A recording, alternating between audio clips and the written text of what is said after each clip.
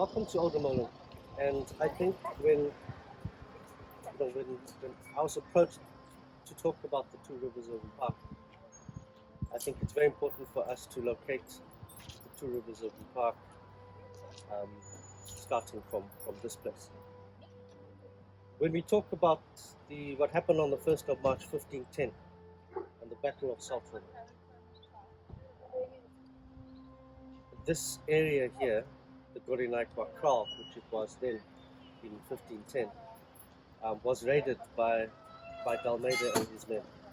So they basically had come up from the sort of Woodstock Beach, Salt River area, walked up over the fast drift, up onto the hill, and raided this particular area, which was a traditional kraal.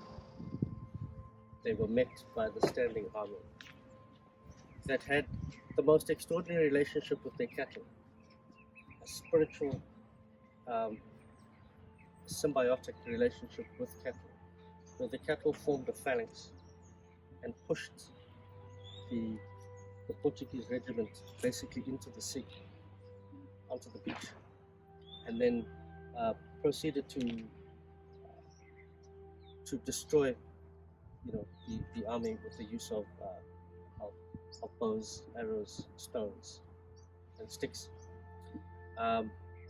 They navigated these animals through the use of whistles and kicks, and the Portuguese soldiers that had survived that have written very clearly in the Portuguese archives that the cattle fought like men.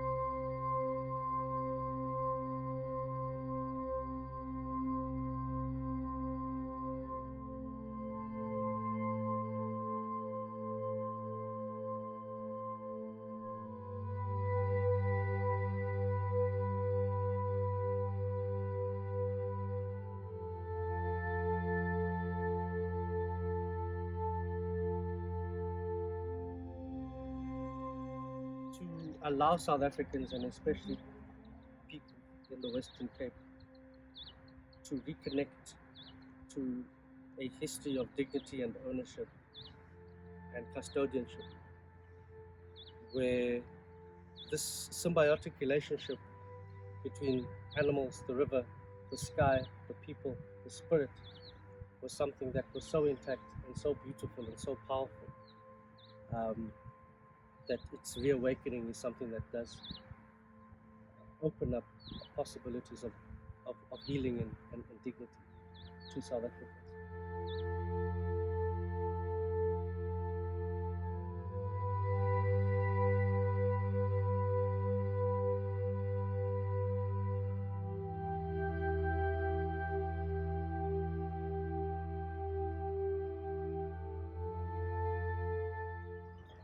It's the fact that the first Muslim slaves, the first agricultural slaves, were deployed here on the embankments of the Lisbeth River and the Black River in 1657. So the history of Islam and its entanglement has a footprint in Salt River, along the banks of the Lisbeth River.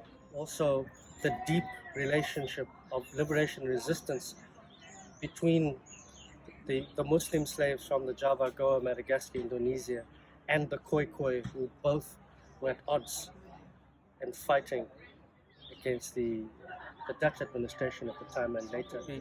There's the Ualam Khoi. It's a group similar to the Griquas.